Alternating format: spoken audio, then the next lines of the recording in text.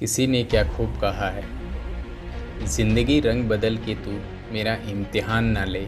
जीतूंगा मैं ही अब, हार का नाम ना ले। सितम का जादू तेरा औरों पे चल जाएगा। उठूंगा हर हाल में, अब गिरने का नाम ना ले। हेलो, बड़ों को प्रणाम, छोटों को प्यार। मेरा नाम है मनोज कुमार। साथियों, इस संसार में कुछ ऐसे भी लोग हुए हैं जिन्होंने अपनी असीम इच्छा शक्ति से ऐसे कामों को अंजाम दिया जो कि औरों के लिए असंभव थे। ऐसे ही एक शख्स थे कैरोली टेकाक्स। कैरोली टेकाक्स का जन्म 21 जनवरी 1910 को हंगरी बुडापेस्ट में हुआ था। कैरोली टेकाक्स हंगरी आर्मी का एक नौजवान लड़का था जिसकी ज़िंदगी में बस एक ही मकसद था।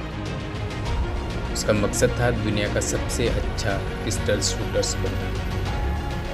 अपने लक्ष्य को प्राप्त करने के लिए वो दिन रात मेहनत करता, घंटों प्रैक्टिस करता और इसी का परिणाम था कि वो अपने देश के टॉप पिस्टल शूटर्स में गिना जाने लगा। सन 1938 में 28 साल का होते होते उसने देश विदेश की कई शूटिंग चैंपियनशिप जीत ली थी और सभी को यकीन हो चला था कि दाएं हाथ का ये निशानेबाज 1940 के टोक्यो ओलंपिक्स में गोल्ड मेडल जीत कर ही दम लेगा। लेकिन होने को तो कुछ और ही मंजूर था। कहानी अब यहाँ से शुरू होती है।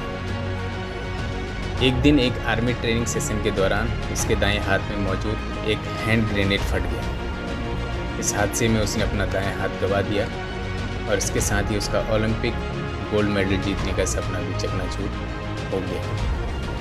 वह 1 महीने तक हॉस्पिटल में पड़ा रहा और उसके बाद जब बाहर निकला तो उसकी दुनिया बदल चुकी थी। अब उसकी सबसे बड़ी ताकत उसका दाएं हाथ उसके साथ नहीं था। कोई आम इंसान होता तो क्या करता? अपने भाग्य को कोसता, लोगों की सिंपैथी लेने की कोशिश करता या फिर लोगों से कटने लगता, यानी कि अपनी ज़िंदगी के मकसद को भूल जाता। लेकिन बचपन से दुनिया का सर्वश्रेष्ठ शूटर बनने का सपना देखने वाला वो लड़का तो किसी और ही मिट्टी का बना था। बाकी लोगों की तरह उसने ये नहीं सोचा कि उसने अपना वो हाथ खो दिया है जिसे दुनिया का सबसे अच्छा शूटिंग हैंड बनाने में उसने दिन रात एक कर दिए थे। बल्कि उसने सोचा कि मेरा एक हाथ बेकार हो गया तो क्या हुआ, अभी भी मेरे पास भगवान का दिया एक और हाथ है जो पूरी तरह से ठीक है और अब मैं इसी हाथ को दुनिया का सबसे अच्छा शूटिंग हैंड बना कर रहूँगा। और अपने इस एटीट्यूड के साथ वो एक बार फिर शूटिंग प्रैक्टिस में जुट गया और असंभव को संभव बनाने की कोशिश करने लगा। लगभग 1 साल बाद वो नेशनल शूटिंग चैंपियनशिप में पहुंचा। इतने समय बाद उसे वहां देखकर बाकी शूटर्स उसकी हिम्मत की दाद देने लगे कि इतना कुछ हो जाने पर भी वो उन्हें प्रोत्साहित करने के लिए आया है। पर जल्द ही वो आश्चर्य में पड़ गए जब उन्हें पता चला कि वो उन्हें प्रोत्साहित करने के लिए नहीं बल्कि उनसे मुकाबला करने के लिए आया है। मुकाबला हुआ और पूरी दुनिया को हैरान करते हुए अदम्य साहस वाले उस शख्स ने अपने बाएं हाथ से वो मुकाबला जीत लिया। एक बार फिर लगने लगा कि वो दुनिया का सर्वश्रेष्ठ शूटर बनने का अपना सपना पूरा कर सकता है और ओलंपिक में गोल्ड मेडल जीत सकता है। पर दुर्भाग्य तो मानो उसके पीछे पड़ा था। विश्व युद्ध की वजह से 1940 के ओलंपिक गेम कैंसिल हो गए। कैरोली को एक बार फिर निराशा हाथ लगी। सबको लग रहा था कि अब कुछ नहीं हो सकता, लेकिन कैरोली अभी भी उम्मीद लगाए हुए थे।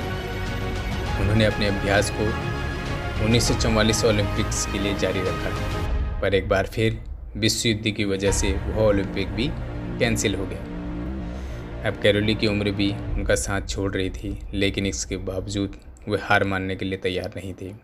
आखिरकार 1948 के ओलंपिक्स में अपने से कहीं जवान और जोशीले प्रतियोगियों को हराकर उन्होंने अपना और अपने देशवासियों को सपने को पूरा किया। उन्होंने शूटिंग में हंगरी को गोल्ड मेडल दिलवाया। इसके बाद कैरोली ने 1952 ओलंपिक्स में भी हिस्सा लिया और एक बार फिर गोल्ड मेडल अपने नाम किया।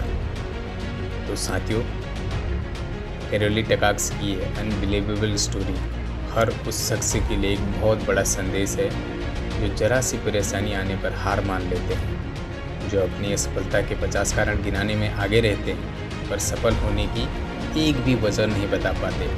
दोस्तों, दुनिया में बस एक ही इंसान है जो आपको कामयाब या नाकामयाब बना सकता है, और वो इंसान आप खुद हैं। सफलता के संघर्ष में जब भी आपको लगे कि आपके साथ कुछ बुरा हुआ है, तो एक बार उस एक हाथ वाले पिस्टल यानी कि कैरोलिन के बारे में ज़रूर सोचिए और खुद ही डिसाइड करिए कि क्या ये अपना एक हाथ खो देने से भी बुरा है।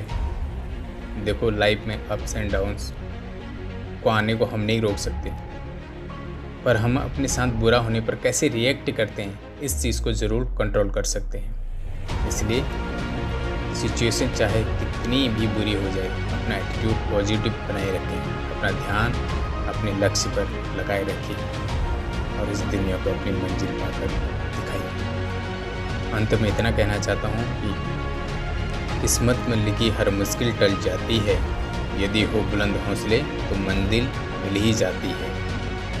किस्मत में लिखी हर मुश्किल टल जाती है, यदि हो बुलंद हौसले तो मंजिल मिल ही जाती है। सर उठाकर यदि आसमान को देखोगे बार बार तो गगन को छूने की प्रेरणा मिल ही जाती है। Thank you so much. Thank you.